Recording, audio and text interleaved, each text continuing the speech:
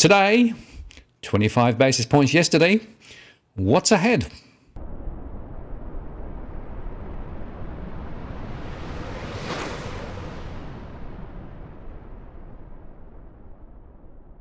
Hello again, it's Martin North from Digital Finance Analytics, what I post covering finance and property news with a distinctively Australian flavour.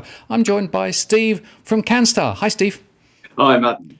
Good to catch up with you again. And of course, the RBA did it again, as expected, 25 basis points. And some were saying, well, there was a slight hint that maybe they're close to the end of the cycle, but they did still say more hikes probably coming. I mean, we're in serious territory now, aren't we?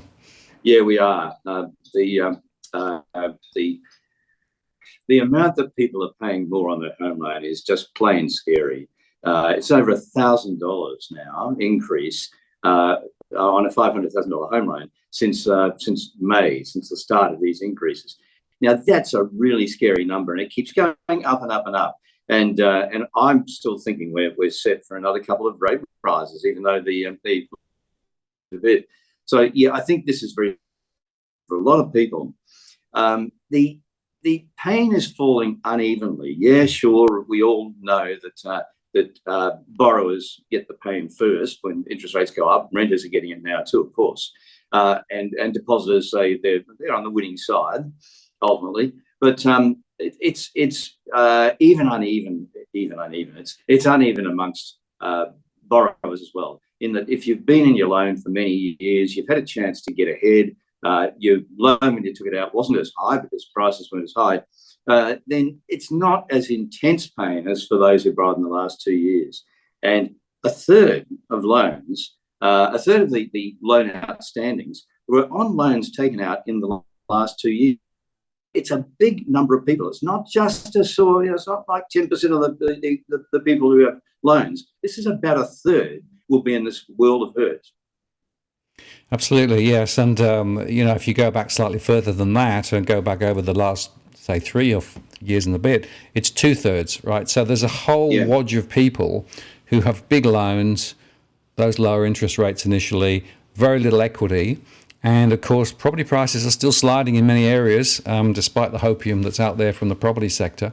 And just I want to underscore just how big those monthly hikes are. So, $500,000, it's a large amount. And a lot of people, of course, have mortgages way bigger than $500,000 these days. Yeah, they do. And you look at an extra $1,052 on a $500,000 loan. Well, if you borrowed $1 million, double that, so $2,100 more. It's an increase of 46% or something in not even 12 months. Not many household budgets can afford that. And the thing about interest rate rises is that they always accompany inflation. Yep. So prices have gone up too. So you're paying more at the Bowser, more in your groceries, more for your insurances, etc., etc. So everything's gone up all at the same time as it does. And wages have, there's a little bit of recovery, a bit of wage growth, but it's nowhere near what we're talking about here. Right. And of course, just a reminder that there's variable rate loan holders who will be impacted. None of the banks so far have actually come out and said what they're going to do, but we can hypothesize they're going to pass the 25 basis point uplift on. So that's going to work through. It takes 2 or 3 months actually to hit real accounts, I think. But we've got this fixed rate cliff, which of course means that when people go off their current fixed rates, which will be quite low, they'll go on to an even higher variable rate. So in other words, the impending pain for those people falling off the cliff are going to be even bigger too. Yeah, the peak time for fixed rates was about 2 or 3 years ago, when funding conditions for the banks favoured writing their best loans on fixed rates. And even the big banks were doing loans that are around 2%, 2.1% for 2 and 3 years. Now, it peaked at about June, and some of the big banks were doing more than half, around 60% was reported of their loans on fixed rates. So a lot of people bought on fixed rates, and they were buying at a 2% interest rate. Now, if you go from 2% up to, the average now, which is 6.48%, your repayments are going to more or less double in one hit. So it's going to be a shock for people. They haven't had this sort of slow transition into high rates that variable rate borrowers have had. And variable rate people have been adjusting their behaviours and budgets and all the rest now for the last 10 months. These fixed rate people are doing it in one hit. So look, most of these people will be coming off in the next 12 months, coming off fixed. Their repayments will double. Start planning it now, please. Get into a mode that says I will be paying double, and I've got to figure this out right now, and maybe get a little bit tucked away in my offset or redraw so that I can cope a little better when that shock comes. Yeah, and you can't bank on rates going lower. I mean, there are still people talking about rates lower in late 2023, but even if they cut them, it will be very small. I still think there are more hikes coming first, and of course the market is pricing in now 4% at the end of the year and beyond from a cash rate perspective, which is higher than where we currently are. So you've got to be assuming that it's going to be pretty uncomfortable. People are, of course, refinancing at the moment. There's still quite a lot of activity there. And the banks are being quite aggressive at the moment in trying to grab business from competitors through the refinancing process. And in fact, a couple of the major banks have now said it actually makes no sense because effectively they're giving up so much margin that it's going to create potentially risks for them. Yeah, look, when the biggest lender in the country's chief executive comes out and says that this doesn't make sense, that we're creating a problem for down the track for ourselves, and that means for our shareholders, and that means for system stability and everything else.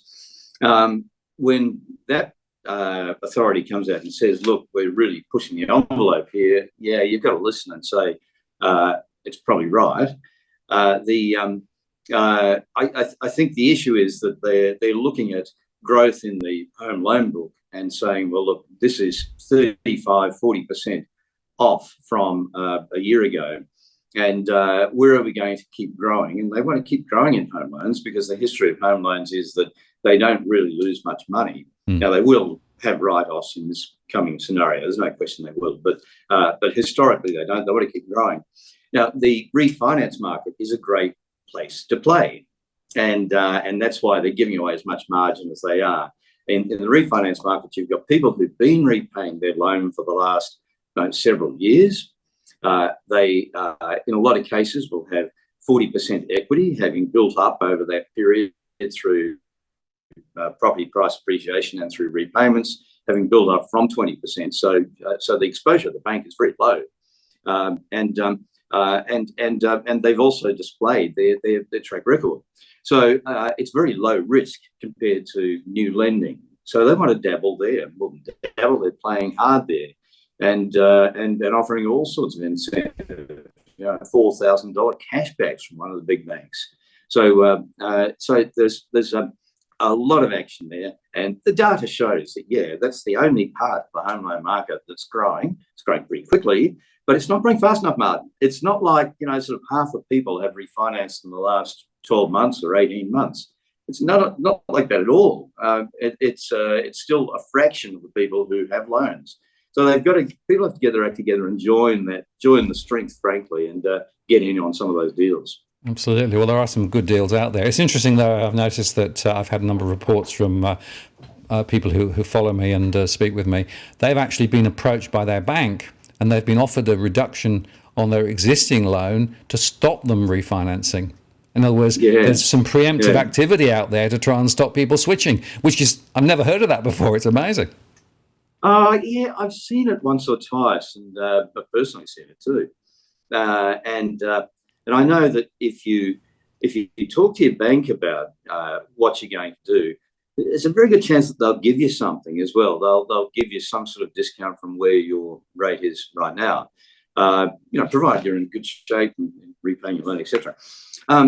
But what you've got to be conscious of is that might be nowhere near as well as you can do by just putting it out to the market and saying, look, here I am. I've got a loan. I can see the rates. They're all displayed there on Canstar. I've chosen the one I'm interested in.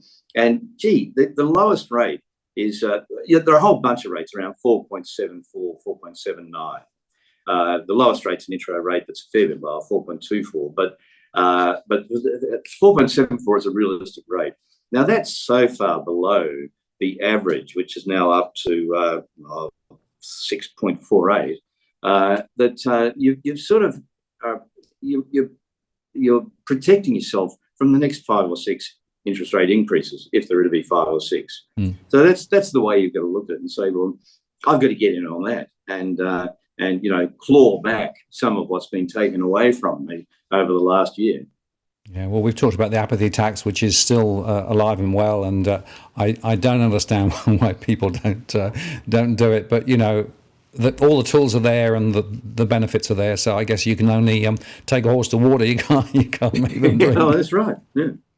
Well, we keep taking it to water, and some of them are drinking, which is great. Yeah, but I wish more people were, because it's the best protection you've got when rates are rising. It's the absolute best protection. You can do all sorts of other things, but you think about your household budget. Well, yeah, you can trim it, but trimming $12,000 out of your household budget any other way is not. I don't think it's possible for most people.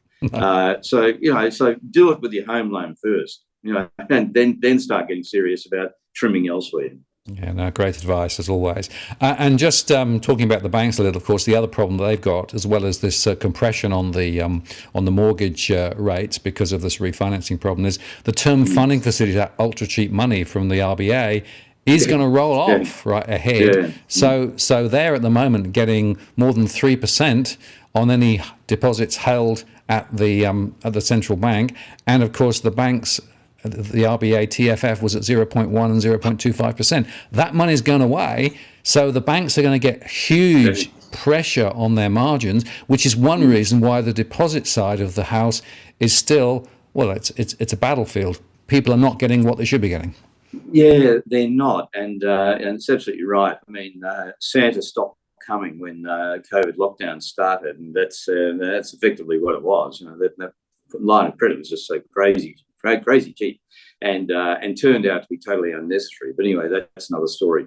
But the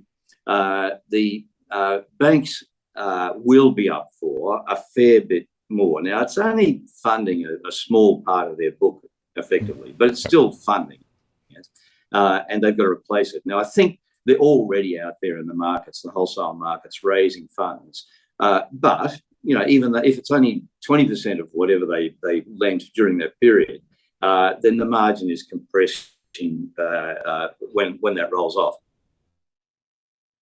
How do they make that up? Well, the wholesale markets won't give it to them because they're saying, well, no, risks are increasing. You won't turn money from us, then here you go. That's the rate in the market. They want to keep lending to new refinances at favourable rates, which they've got to offer if they're going to attract those people. So who do they say we can get this back from? And it's the savers again. So it's the savers yet again. And if you're in say one of those online savings accounts, we used to call them, but they're all online these days, but just a regular savings account that has a promotional bonus or something, your rate has only gone up by around 1.5%. Looking now to see if I got there, 1.62% since April last year, while the Reserve Bank has gone up, well, ignoring yesterday, by 3.25%. So if you haven't moved your money around, have only had half the increase, basically. Now, that's not enough, but it's how the banks are balancing the books on their profit margins. Yeah, and of course, some of the higher rates are there on some types of accounts, but only up to a certain amount, and only if you do certain things like putting payments in each month, etc., etc. So you need to read the small print if you're going after some of those, and then you've got to make a choice as to whether you actually simply have call money or whether you actually lock in for a longer period of time, because some of the term deposit rates are a little higher. But again, if you're not careful, you can lock yourself into a term deposit rate that's way too low relative to what it should be. Yeah, that's right. Well, just on the bonus accounts, they're the ones you're referring to, and you're quite right. Some of the rates are pretty good because the average rate there has gone up by 2.92%. compared to 3.25% of the cash rate. So they've kept pace pretty well. But some of those accounts, you miss out on the bonus interest if you make even $1 of withdrawal. Yep. Now, they're the ones that you've got to be very careful about. It doesn't mean they're terrible accounts, but you've just got to make sure that the money you've put in there is money you don't touch. It's sort of a long-term nest egg. Other ones, though, are pretty good, where you open a linked account that has a salary credit and you make 5 transactions a month or something on that, and you get the bonus. So some of them are pretty good. So those accounts can be right, but just, as you say, Martin, read the fine print. Saving is not like it was in years gone by, where it was just the account and it was in a passbook and you got 3 3/4%. Oh, wow. So it's a much more complex game than it used to be. So do look out. There are good rates out there. You get rates around 4.8% and things. So that's a good rate in this day and age, and that's with a big international bank. And in any event, the government guarantees your deposits. So do that. Now, in term deposits, the other thing you raised, you must shop when you're doing term deposits, because you're locking that money in. You don't get a second chance. So you put it in there and you've locked it away for 2 or 3 years or something. You won't be able to get it without a penalty down the track, potentially. So the bank rates have gone up. Now, if you've locked up money 6 months ago on a term deposit, you will be up for a significant penalty if you want to get it back early. So you've locked the money up. So make sure you're getting a good rate before you put it into a term deposit. Absolutely. That's very important to understand that. Particularly those penalties can be quite bad if you need to take it out later. So be certain and sure that you won't need the money. Yeah, and that's right. Because, I mean, the fact is that the bank took that term deposit from you at a time when they could lend at a certain rate. So they'd lock in a margin, a profit margin. And now that interest rates have gone up, the term deposit rate, the running rate, has gone up as well, of course. They've matched a sort of a 3-year term deposit with a 3-year home loan, if you want to think of it that way. But the 3-year home loan now is at a higher rate, so than it was then. So they logically they've got to charge you an exit fee if you want to get out of that arrangement. Yeah, that was a bit garbled. I hope people could follow that logic.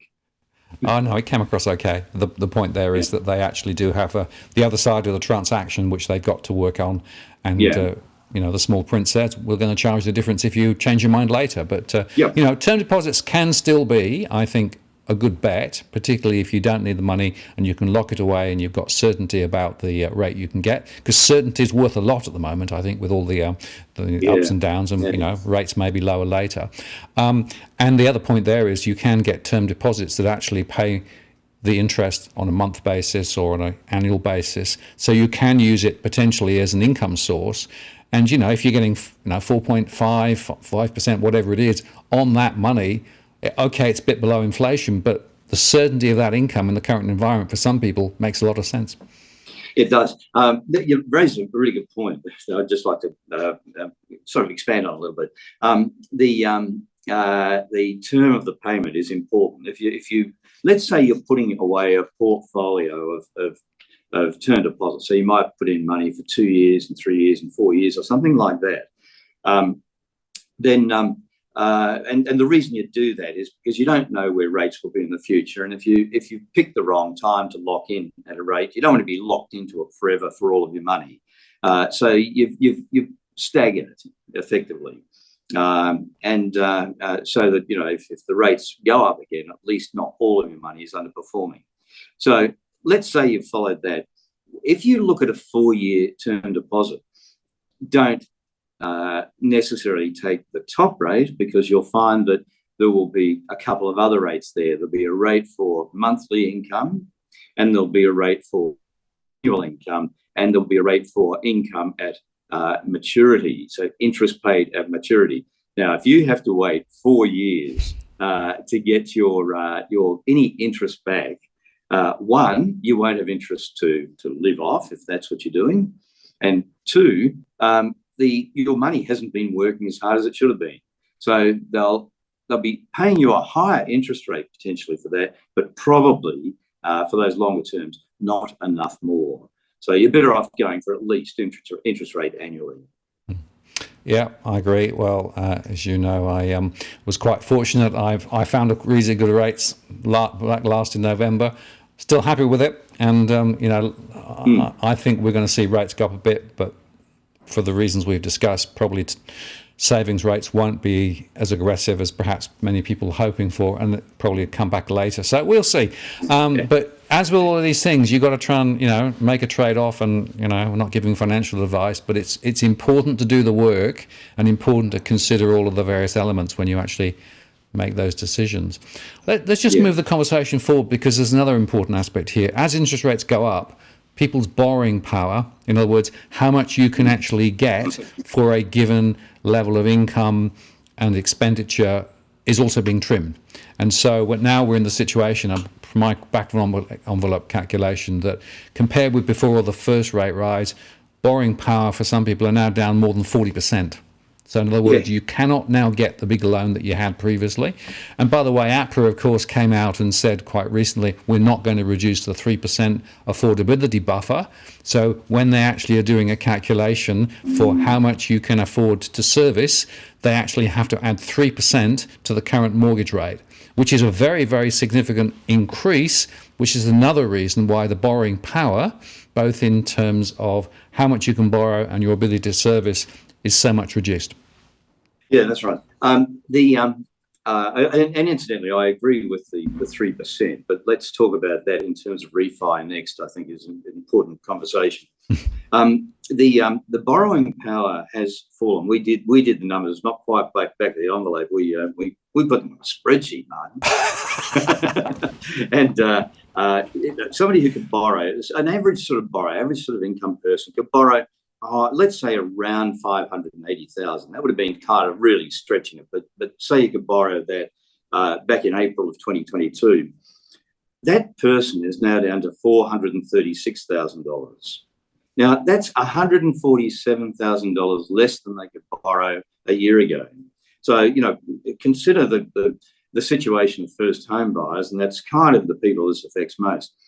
They thought for years that getting a deposit together was the biggest problem, and it was, because interest rates were so low that the repayment tended to be a lesser difficulty. Well, that's changed around totally now, and now it's the repayment that is holding people back. And the 3% buffer, that's added on, but that really severely changes the equation for first home buyers, and that's why they're so way out of the market now. They've just exited the market in droves. So it's changed the equation for them. But also on the property market, that changes the world for the property market as well, because you've got different tiers in the property market, and at this bottom tier, that's really sort of knocked it around badly. So I think there's going to be a bit more pain there as well. But there are so many shortages there that it's sort of like it's a real balancing act. And it's a very complex market right now. The other thing that I did sort of just kind of briefly touch on there was this the buffer. And the buffer, even though we think we've had a lot of interest rate increase, surely you don't need that level of buffer now. Well, I agree with the conservatism that says still allow the buffer, because we don't know what's going to happen. If we can't get inflation under control, we could be looking at horrendous interest rates, and we don't want people we don't want to roll into a next generation of borrowers the degree of difficulty that the current recent borrowers are facing. So I agree with the buffer for them. It's problematic though for refinance, because here we are saying, look, the best way to prepare yourself and to protect yourself from interest rate increases is to get into a low rate. And why apply the buffer when somebody has already had that buffer applied when they first borrowed? It's now been exhausted. Why apply it again and stop them from getting into that lower rate loan, and stop them from protecting themselves, and put themselves in a position where now they're stuck in a higher rate loan, which makes them a more at-risk borrower personally, but also more at risk to the bank that's lent you the money. And APRA says, well, look, we're going to apply that, but APRA's role is stability of the financial system. So they want to protect the bank from going broke, which hurts so many individuals. So they want to protect the bank. So protecting the bank, the 3% on refi is not actually protecting the bank. Once it's been exhausted once, it just doesn't make sense. So I think APRA's got to really, review this. And there's a bit of heat coming on them, and we pointed it out when they announced that they were continuing the buffer, and others have picked up on this and said, yeah, this is a weird problem. It just doesn't really. There's no logic in it. No, well, they're absolutely right. And interesting, there's a few banks who are still not doing a new assessment. So if there's a refinance, they take the previous bank's assessment and just say, well, you did it there, so we'll do it here, right? Now, whether that's the right thing or the wrong thing to do is an interesting question, but it shows you that we have a really structural question around the way that the refinancing sector of the market is working and whether we've got the right risk assessments in place. And it is blocking a number of people from getting out of jail because they could move to a lower rate and survive this higher interest rate environment. But there are mortgage prisoners that are trapped now because they can't necessarily jump over the new hurdles that are in place. And that doesn't seem right. And it does seem to me that APRA is more worried about financial stability from a bank perspective rather than the impact on real households. And that's what I keep coming back to, Steve. It's the real households that are being thrown under the bus here. Yeah, it is, but it doesn't actually help the banks either. I mean, what's stability to a bank? It's having your loans repaid as they were expected to be paid. That's stability for the bank, because then they don't go broke. They go broke if people can't repay their loan, and a lot of people can't repay their loan. So it's in the bank's interests as well, and stability of the system's interests as well, to get people into the lowest rate so that they're in a more sound position and less at risk. So it works, cuts both ways. So I don't see that there's a winner here in applying the 3%, because it's not system stability. So APRA doesn't win. The bank has a fatter margin, I suppose, and they've got a trapped customer. But ultimately, the system is weaker because we've got more people in higher interest rate loans. So it just doesn't make sense. No, absolutely. Well, it's a good example, I think, where there's some more intelligent thinking required to navigate this rather complex path. And the fact is, we are going to see rates probably higher for longer than everybody was expecting.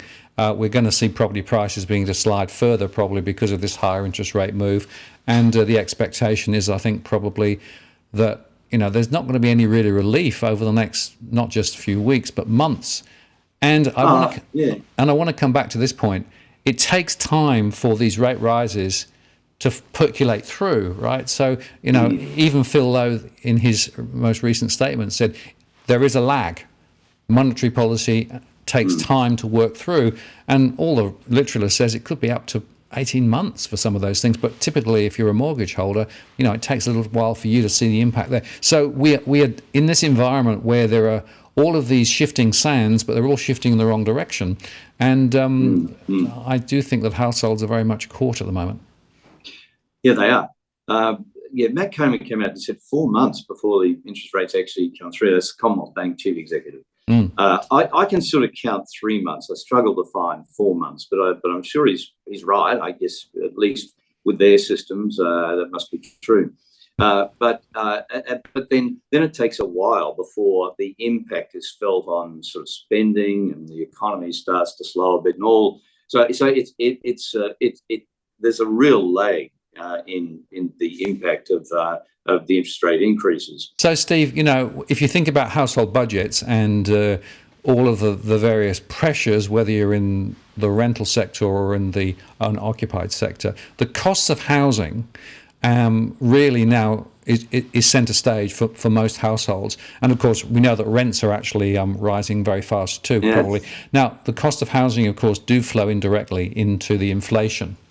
And there's a real risk, I think, that we're going to find that inflation is going to be more sticky not least because services inflation is looking pretty strong, and we know that the cost of rent is rising, and that's going to flow through too. So, this inflation journey is not going to get corrected anytime soon. And I know that Phil Lowe again yesterday said, well, inflation expectations are, quote, well anchored, which is their very, fuzzy way of saying rates aren't really going to go that far. But it's interesting that Jerome Powell overnight, giving evidence to the banking committee in the US, admitted that rates are probably going to have to go higher because inflation is still quite strong. And he specifically made connection between that and the housing sector and the cost of housing. So I think we've got the same problem here, actually. So actually the cost of housing is part of the inflation problem. Yeah, it is, and it's brought me back to what we were talking about before, so I'll hit that again. I mean, the Reserve Bank said in the statement yesterday that goods, inflation for goods has kind of almost flattened out. Not quite, but it's looking as if it's under control. Now that's your grocery basket, you're filling up your car, but services is not under control. Now I'm assuming, I think it must be so that rents would be in the services side of the CPI, and they're not going to fall fast, because at the same time we have real supply problems in the rental market, and they're going to be aggravated because tourism is picking up. You've only got to walk around the streets of Sydney to see that. Yep. And there are more overseas students coming in as well. And immigration starting again. So all of those things are going to put a lot more pressure on rents. Rents will not fall soon. So the CPI isn't going to suddenly correct and go back to the target 2 to 3%. So that's one thing. The other thing that I had in my mind before is that when you have a pause, we're all focused on the Reserve Bank pausing and not moving rates up again. So and look, I think we'll get 2 more increases before that happens, but who knows? He might, when he sees the data when the board sees the data for March. Now, by the end of March, they might say, "Oh, you know what? There's enough good signs there to give it a pause for a minute." Who knows? But let's say they stop in May or June. That doesn't mean that rates will suddenly start to decline. Yep. They won't. The long-term average cash rate, the Reserve Bank cash rate, is 4.6%. If we stop after 2 more increases, that's 4.1%. So it's not like that's an outrageously high interest rate. It's not. It's more normal. What we've had over the last few years has been the aberration. What we had in 1972 at 17.5% was an aberration, but so was the 2 and 3% of the last couple of years in home loans. So the fact is that rates will be higher for a long time to come. It's not just going to go away suddenly. And the only thing that could bring them down more quickly is recession. And don't wish for that. No, that's exactly right. And the real concern I have is that there are still people out there in real estate land saying, we'll be back down to where we were and you'll be able to go in and buy, No, that was an aberration. These ultra low rates, it was a mistake, clearly. They held rates too low. They allowed people to borrow too much, leveraged up. So we're coming back to a more normal level. But more normal is sort of where we're heading. We haven't got there yet. And the expectation of rates dropping significantly from that point, I think are very misplaced, and I think actually misleading a lot of people. So that's why we keep saying, no, you need to plan for these higher rates, not just over the next few months, but over the next 2 to 3 to 4 years. And by the way, that's going to have a negative impact on home prices, right? It's highly unlikely that we're going to see a massive acceleration in home price growth over the next 2 or 3 years. We are in a whole new world, and unfortunately, there are many people who don't understand the logic in this new world because they have been living only in an environment where interest rates have gone down, where borrowing power has been increased and increased and increased, and government policy has been to throw more money at people to be able to borrow more and get into ever more debt. We have to learn some new skills in this new environment, in my view. Yeah, we do. I understand why people kind of haven't adjusted to this, and the difficulty is that people, the media focuses on the immediacy of what's happening. And that's what people are interested in, want to know about. And the immediacy is that the Reserve Bank's going up. And in the short term, the medium to short term, the immediate question being asked is, when will that stop? And people are saying, well, is it 2 months? Is it 4 months? Is it 5 months? But they focused on that immediacy, not on the longer term. And the longer term is that the stopping doesn't mean declining. The same with inflation. You get inflation under control. It doesn't mean prices go back to where they were. They don't. That's deflation.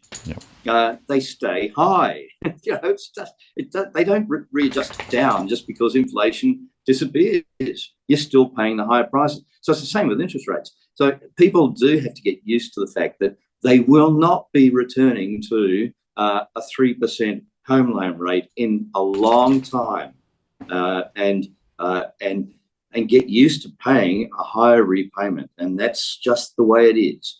Now, in time, inflation will take care of that. Your wages will go up and all the rest of it. But your repayments won't, but they won't feel as bad. Real terms, they won't be as high. The housing market's a tricky one to pick, because with supply issues and with increasing demand through migration and tourism and students, I'm not sure what will happen.